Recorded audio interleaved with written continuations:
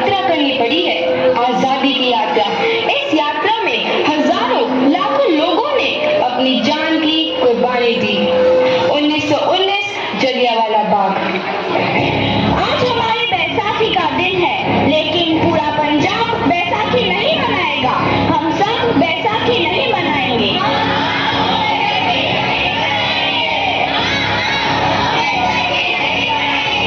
जब तक हम अंग्रेजों को भारत से बाहर नहीं निकाल देते, पूरा पंजाब बैसाखी नहीं मनाएगा।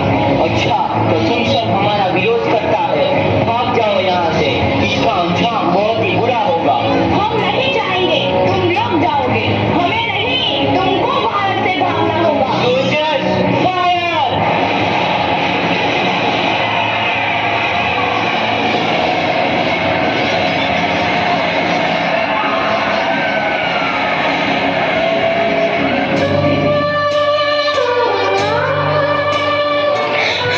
ये जमीन हमारी, ये धरती हमारी, ये खेत हमारे।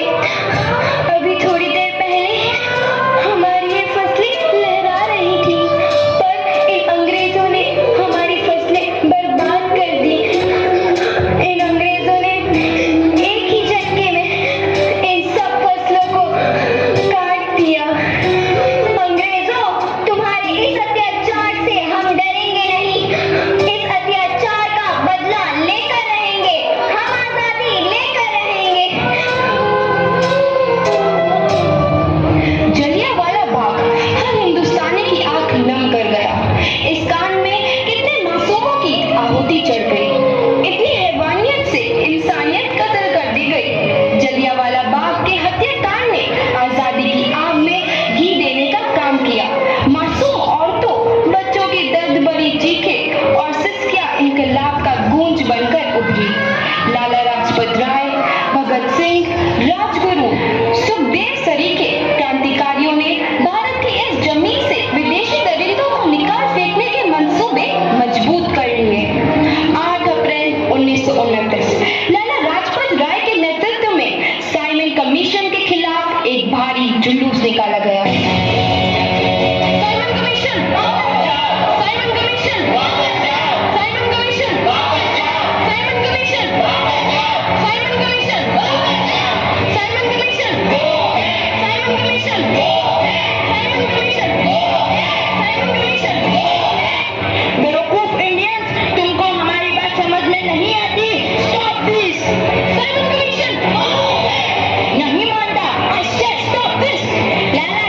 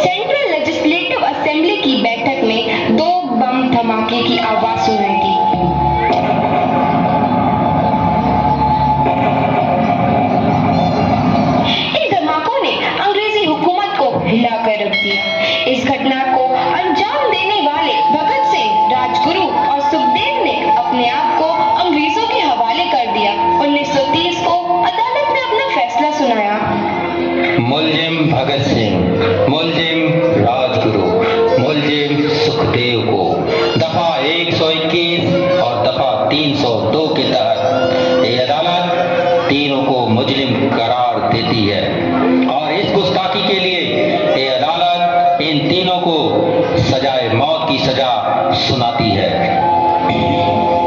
सरफरोशी की तमन्ना अब हमारे दिल में है, देखना है जोर कितना बाजुए कातिल में है।